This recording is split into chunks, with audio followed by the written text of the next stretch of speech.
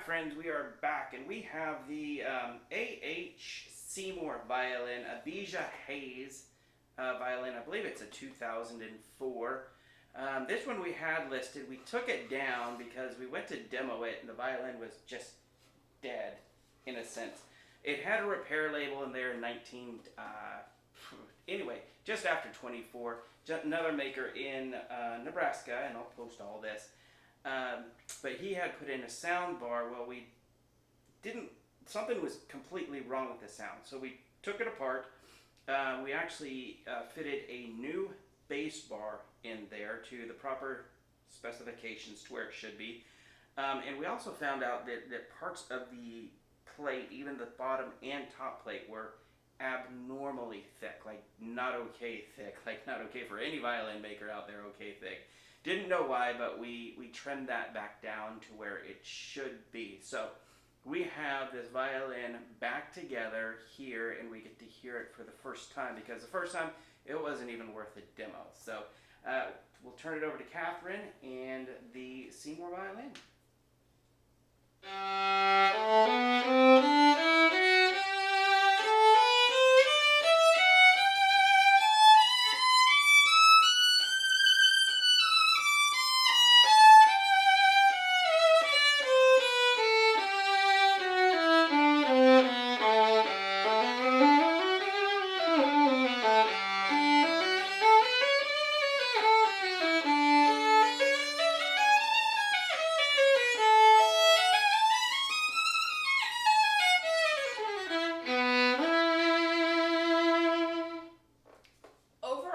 Most recent adjustment, the thing that I'm most happiest about is that the balance really got, well, balanced out. It really evened out, because before the G was like way lower in terms of strength and sound in comparison to the E, and so the balance kind of went from this to this, so now everything is all evened out. So that's probably the biggest thing that I'm happy about playing this instrument. It has an overall warm tone with a dash of brilliance. So not too bright and not too kind of surface aggressive violin sound, but it has a nice depth. It has a lot of warmth and depth to the sound, with just a touch of brilliance up in the upper register, as you'll hear with some of the pieces I'm going to play.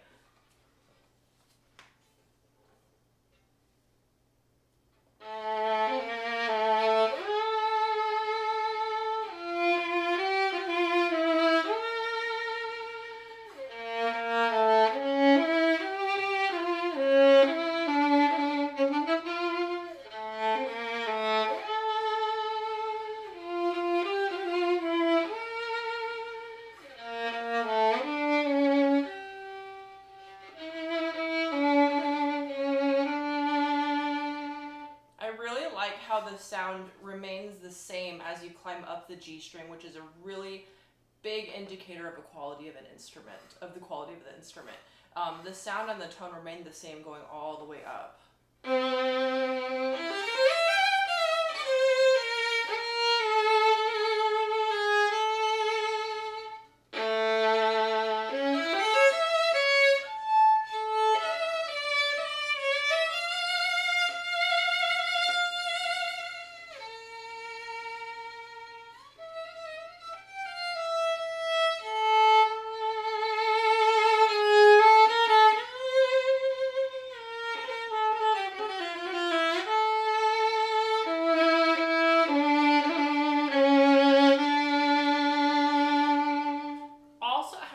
Dynamic range, which is great. You know, you want that big range of dynamics.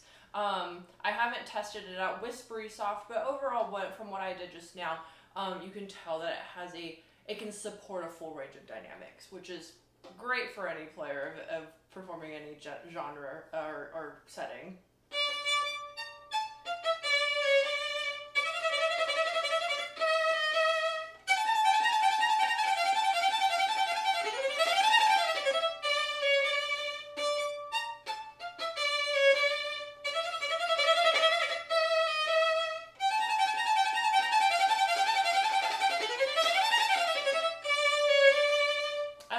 When you play really fast and sauté, just like I did now, I need a little bit more rosin for it to be even crispier.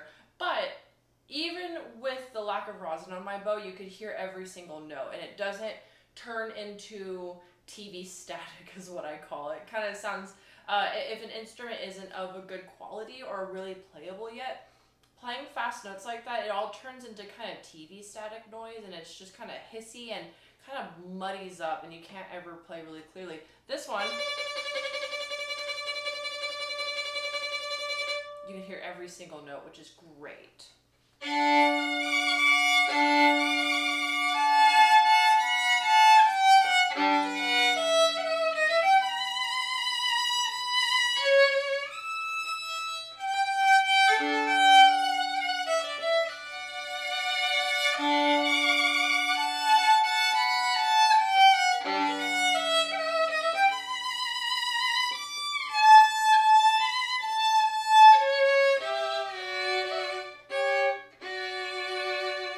Very easy to play double stops on this one as well. So overall, it passes the chartist test, is what I call it. It passes. You can hear all the fast notes on it. It has a great sol G range, which is when you play really, really high up on the G string.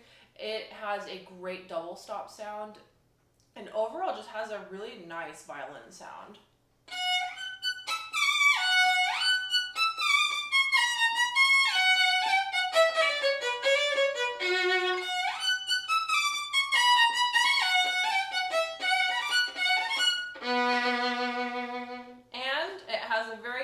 Brilliant, very violin-esque E string sound, which is, just what we want out of a violin.